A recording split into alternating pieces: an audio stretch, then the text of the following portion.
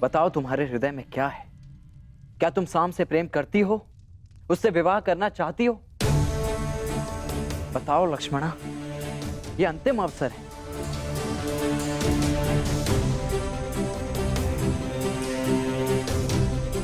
मुझे मेरा उत्तर मिल गया।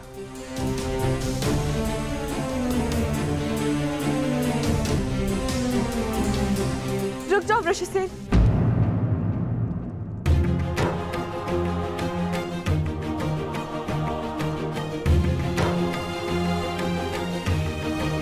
साम ने बिल्कुल ठीक कहा वृषसेन। मैं केवल उन्हीं से विवाह करना चाहती, केवल उन्हीं के साथ अपना जीवन व्यतीत करना चाहती। परंतु जब वो मेरी मनोदशा समझ ही गए थे तो मुझे छोड़ के गए ही क्यों? बाहर देखो।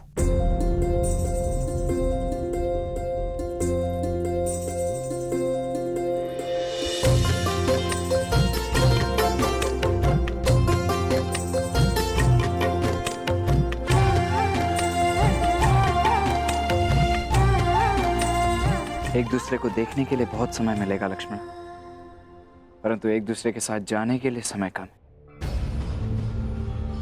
शीघ्र तैयार हो जाओ। तैयार? परंतु किस लिए? अब इसका निर्णय मैं लूंगा कि किसको क्या मिलेगा। आपने मेरे पिता को पराजित किया था कुरु कुमार, मुझे नहीं। छल किया गया था मेरे साथ।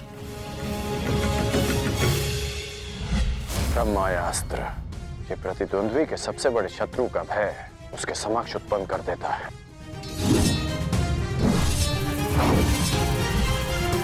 ब्रह्म का उपयोग करके मुझे युद्ध से वंचित किया गया और युद्ध का ये नियम है, जो पराजित नहीं वो अधीन नहीं। इसलिए ये भेंट देने का मुझे अधिकार है। पांचाल की यही नीति है। मैं तुम्हें चुनौती देता हूं, स्वीकार करो। अभी अभी इसी क्षण इसी सभा में ये निर्णय हो जाएगा कि कौन किसको पराजित कर सकता है।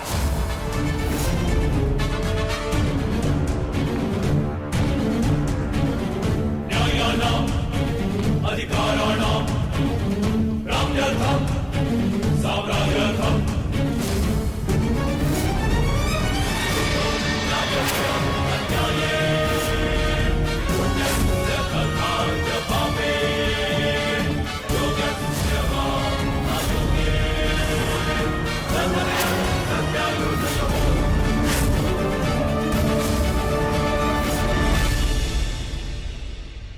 मैंने तुम्हें पहले ही चेतावनी दी थी अंगराज, विवाह के समारोह में कोई भी विकट परिस्थिति उत्पन्न हुई तो उसका परिणाम भी विकट ही होगा। मैंने भी चेताया था कि मैं यहाँ केवल अतिथि बनकर आया हूँ,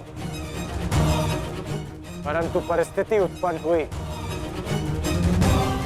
तो उत्तर अवश्य मिलेगा।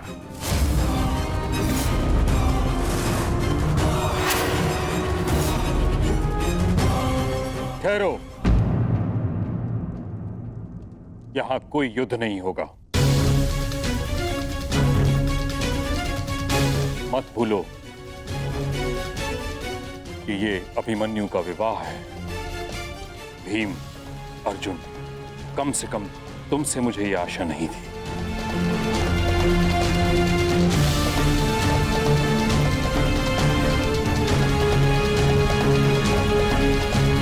मैंने केवल हस्तिनापुर का अधिकार प्रस्तुत किया है और कुछ नहीं।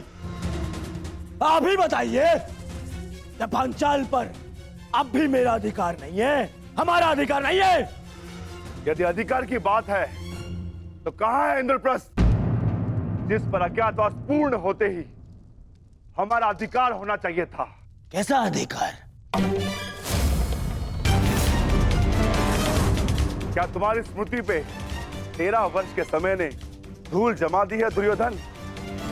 क्या तुम्हें स्मरण नहीं कि शर्त यह थी कि 12 वर्ष का वनवास और 1 वर्ष का अज्ञातवास पूर्ण होते ही हमें फिर से हमारा छीना हुआ राज्य वापस मिलेगा और ज्येष्ठ युधिष्ठिर फिर से सम्राट बन जाएंगे।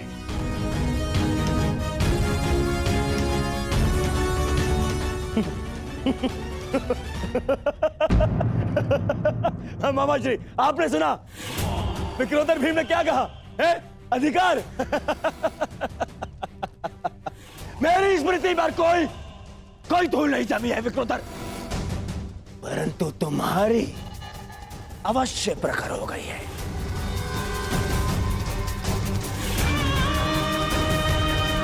क्योंकि मेरी गणना के अनुसार तुम्हारा ज्ञातवास तुम्हें पहले ही भंग कर चुका हूं, इसीलिए मैं तुम्हें कुछ नहीं दूंगा। कुछ नहीं मिलेगा तुम्हें। और वैसे भी विराट युद्ध में मैं पहले ही घोषणा कर चुका हूं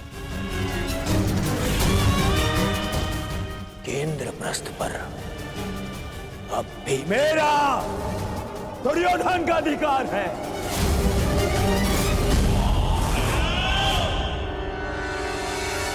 इसलिए तुम्हें कुछ नहीं मिलेगा। जो करना है कर लो, जाओ। अरे कोई जाओ, इस बड़बोले को भोजन कराओ।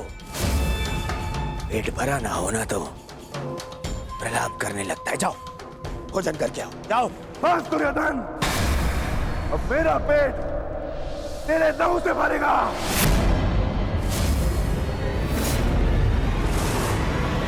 सावधान दुर्योधन।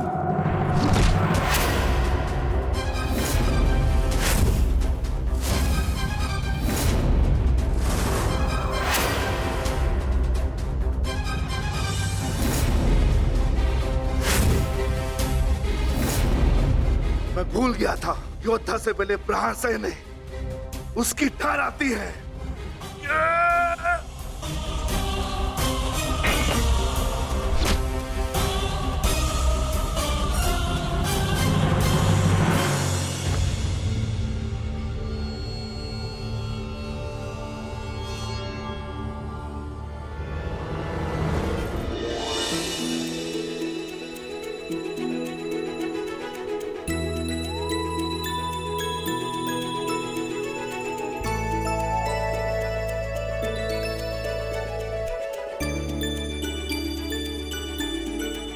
मुझे क्षमा कर दो साहब, मेरे कारण आपको बहुत ठेस पहुंची ना। तुमने सोच भी कैसे लिया? मात्र तुम्हारे कह देने से शाम तुम्हें अकेला छोड़ जाएगा।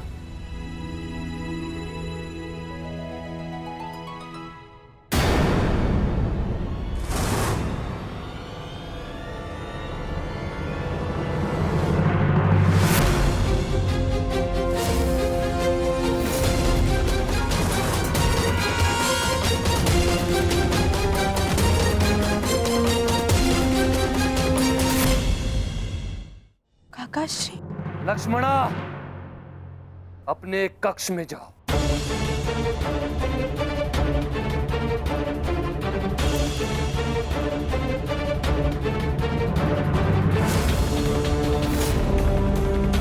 लक्ष्मणा, अब यदि कहीं जाएगी तो केवल मेरे साथ। अंततः तुमने अपने पिता के लक्षण दिखा ही दिए सांप। इसके विपरीत मैंने जो लक्षण दिखाए वो मेरे होने वाले ससुर, आपके ज्येष्ठ युवराज दुर्योधन में है।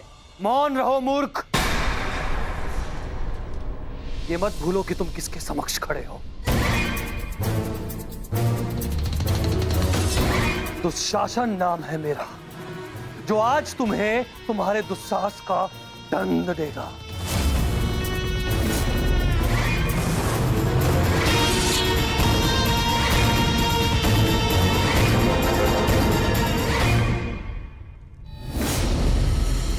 श्रेयस्कर यही होगा।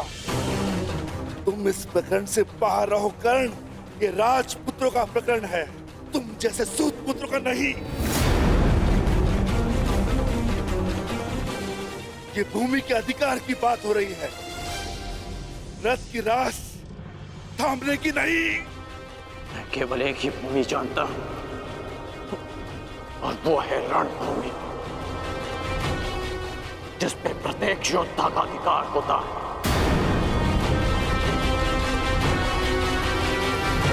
वो चाहे तुम जैसा भगोड़ा राजपुत्र हो या मेरे जैसा सूतपुत्र। तो ठीक है, आज मैं तुम्हारे योद्धा होने का भ्रम ही तोड़ देता हूं। देखो तो सही, रथ की रास थामने वाले हाथ कितनी देर तक मेरे समक्ष अस्त्र थामे रह सकते हैं।